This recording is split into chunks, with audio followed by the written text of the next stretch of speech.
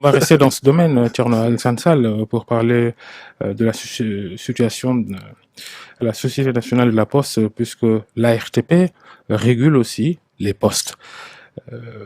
La crise après le limogeage du patron de Poste Finance, une filiale de la Société nationale de la Poste, décision du directeur général, Abdoulaye Bibi Baldé, après un détournement présumé d'un peu plus d'un milliard de francs CFA, les syndicats engagent le bras de fer avec la direction générale.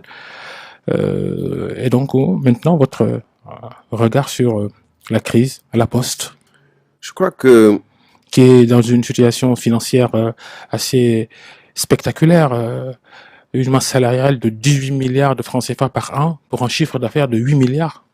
oui, je crois qu'il doit y avoir au moins un sursaut de la part du personnel et des DG réunis pour étudier les conditions pour ressusciter, pas sauver, mais ressusciter la Poste. Puisque dans un pays normal, avec les ratios et les chiffres qui sont ceux de la Poste aurait dû cesser d'exister. Je ne jette pas, je ne veux pas de gémonie à qui que ce soit. Je dis, je reste un constat clinique. Je suis politique, j'aurais pu ne pas parler comme ça parce que ce n'est pas politiquement correct, mais c'est la réalité.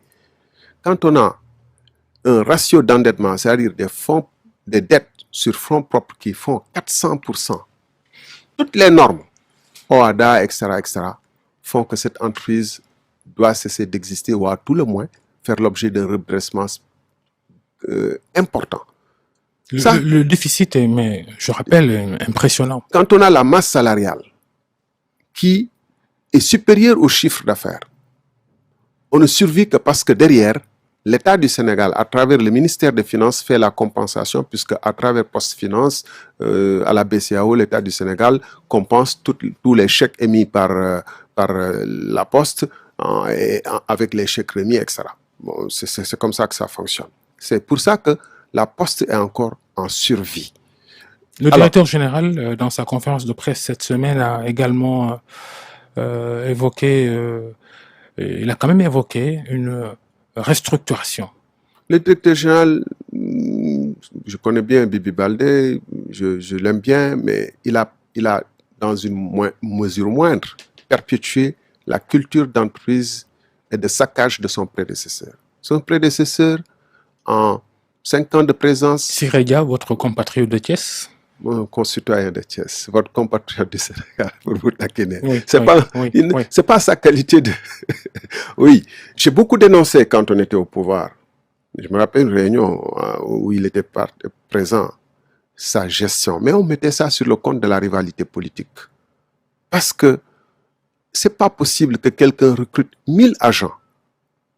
1000 agents après avoir trouvé 2000, il augmente la masse salariale de 50%. Vous allez dans des bureaux de poste à Kaolack, à Podor, à Thiès, vous trouvez des gens qui n'ont même pas où s'asseoir, qui sont sous les arbres, d'autres qui ne pointent jamais, qui sont chez eux.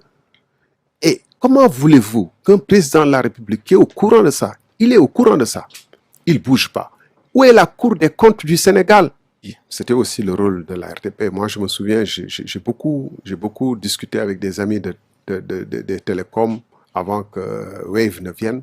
Je dis, vous êtes assis sur un secteur monopolistique et le régulateur ne vous aide pas. Les produits financiers vont représenter de plus en plus une part importante de vos ressources puisque vous ne vendez plus de la voix. Les gens ne s'abonnent plus pour la téléphonie, etc.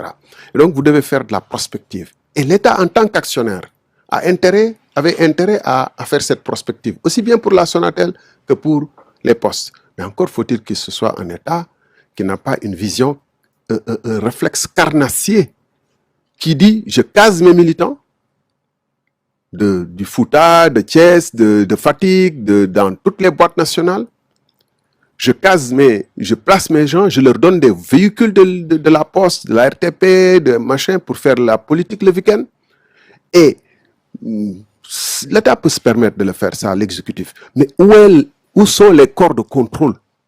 Ça, c'est une question qu'on se pose.